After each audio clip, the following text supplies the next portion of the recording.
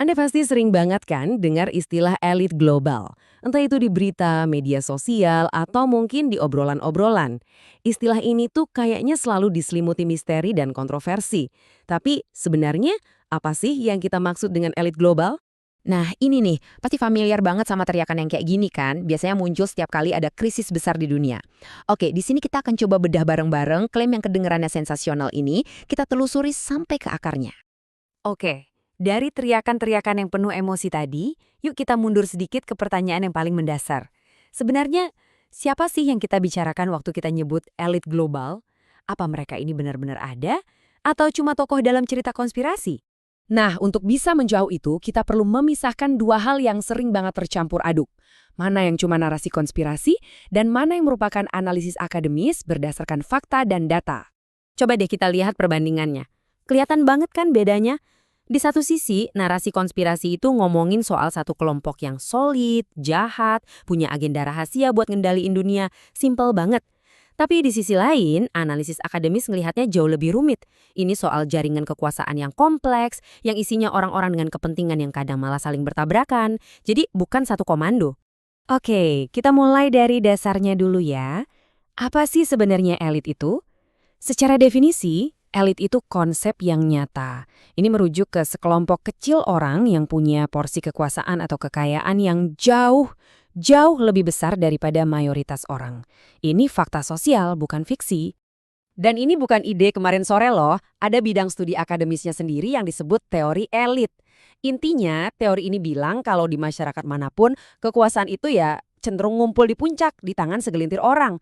Jadi, adanya kelompok elit itu fenomena yang udah dipelajari sejak lama. Oke, teorinya cukup. Sekarang kita lihat prakteknya.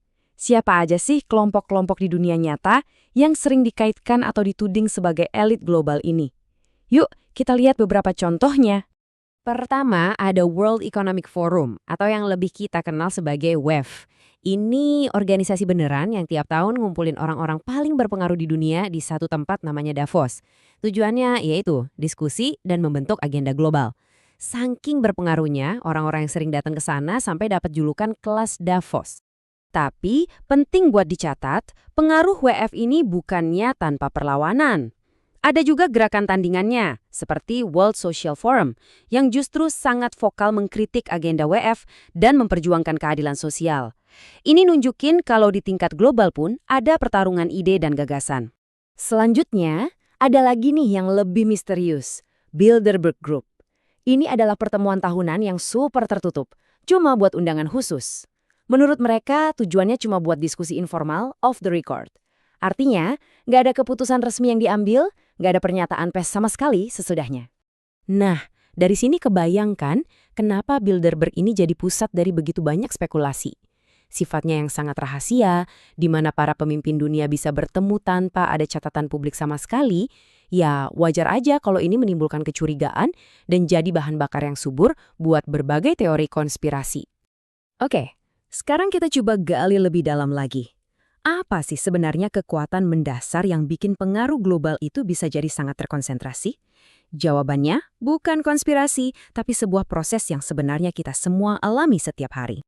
Jadi, kalau kita coba kesampingkan dulu ide soal sekelompok orang di ruangan gelap yang lagi merencanakan sesuatu, pertanyaan logisnya kan jadi, kenapa sih kekuasaan itu bisa ngumpul banget di tingkat global? Apa penyebabnya? Jawabannya, singkatnya, adalah globalisasi. Ya, proses inilah yang mengikat ekonomi, perusahaan, dan pemerintah di seluruh dunia jadi satu. Globalisasi menciptakan sebuah panggung baru di tingkat transnasional, di mana jaringan-jaringan kekuasaan baru pun terbentuk. Coba deh, perhatikan gambar ini. Ini visualisasi yang keren banget dari jaringan itu. Tiap titik itu adalah korporasi raksasa. Dan garis-garisnya itu nunjukin hubungan kepemilikan atau direksi yang sama. Ini bukan agenda rahasia loh, ini adalah struktur ekonomi global kita yang memang sangat terhubung, yang akhirnya menciptakan apa yang disebut para peneliti sebagai elit korporat transnasional. Dan struktur yang seperti ini punya konsekuensi yang sangat nyata. Kekuatan perusahaan multinasional seringkali melampaui kendali satu negara, bisa mempengaruhi kebijakan nasional, dan kadang memperlebar jurang ketimpangan. Ini adalah masalah struktural yang rumit, bukan hasil dari satu plot rahasia. Jadi, gimana dong cara kita menyikapi topik yang super kompleks ini? Tenang, kita akan akhiri pembahasan ini dengan beberapa alat bantu yang praktis buat kita bisa berpikir lebih kritis. Ini dia poin yang paling penting. Mengakui kalau ada jaringan elit yang sangat kuat dan berpengaruh itu nyata, itu adalah bentuk analisis kritis. Tapi itu sama sekali nggak sama dengan langsung lompat kesimpulan dan memvalidasi sebuah teori konspirasi. Keduanya adalah hal yang berbeda. Nah, ini ada 4 langkah sederhana yang bisa kita terapkan. Selalu periksa buktinya, jangan cuma telan klaim mentah-mentah, bedakan mana fakta dan mana opini, coba pikirkan siapa sih sumber informasinya, dan apa kira-kira tujuannya. Dan yang paling penting, rangkul kompleksitas. Pahami kalau dunia ini rumit, dan jawaban yang terlalu sederhana untuk masalah yang rumit seringkali menyesatkan. Jadi pada akhirnya, semua pembahasan ini membawa kita ke sebuah pertanyaan yang lebih dalam, dan menurut saya jauh lebih penting. Pertanyaannya tuh bukan lagi apakah elit global itu ada, karena ya kelompok-kelompok berpengaruh itu emang ada. Pertanyaan yang sebenarnya adalah, bagaimana kekuatan mereka itu bekerja? Bagaimana pengaruh mereka membentuk dunia kita? Dan apa artinya itu semua bagi kita, orang-orang biasa? Nah, itulah yang sebetulnya perlu kita pikirkan.